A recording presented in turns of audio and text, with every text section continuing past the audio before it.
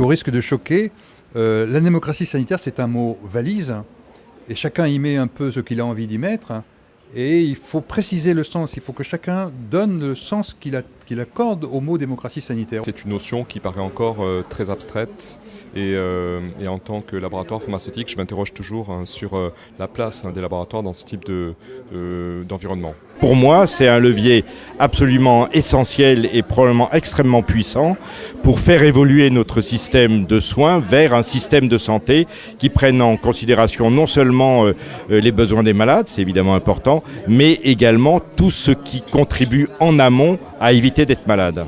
Aujourd'hui, cette démocratie sanitaire a du mal à s'exprimer parce qu'on ne va pas solliciter, partager le citoyen dans son lieu de vie.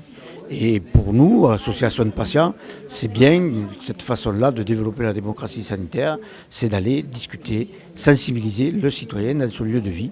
La démocratie sanitaire, c'est la démocratie tout court. Et elle a besoin qu'on tienne compte de ces contraintes, la contrainte des acteurs, le temps, la disponibilité, le niveau de formation. Et ça, ce sont des critères, ces trois conditions-là. Si elles ne sont pas réunies, on ne peut pas parler de démocratie, ni sanitaire, ni participative, ni rien. Et j'aurais tendance à dire que ça doit être au-delà d'un fait, ça devrait être une façon de penser, parce que les besoins des patients devraient être à l'origine guider l'organisation des soins.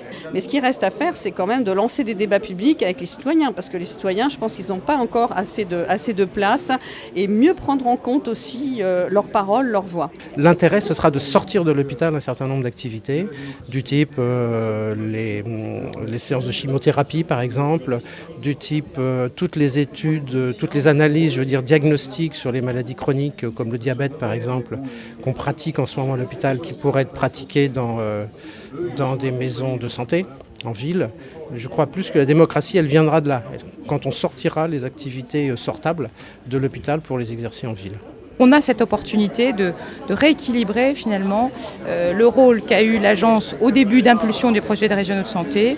Et maintenant, il faut redonner pour la mise en œuvre la place aux débats de terrain et aux actions de territoire avec les élus, les associations de patients et les professionnels. Et la grande problématique de la démocratie sanitaire à l'heure actuelle, c'est comment on va passer du serment du jeu de paume à la vraie République et le vrai Parlement.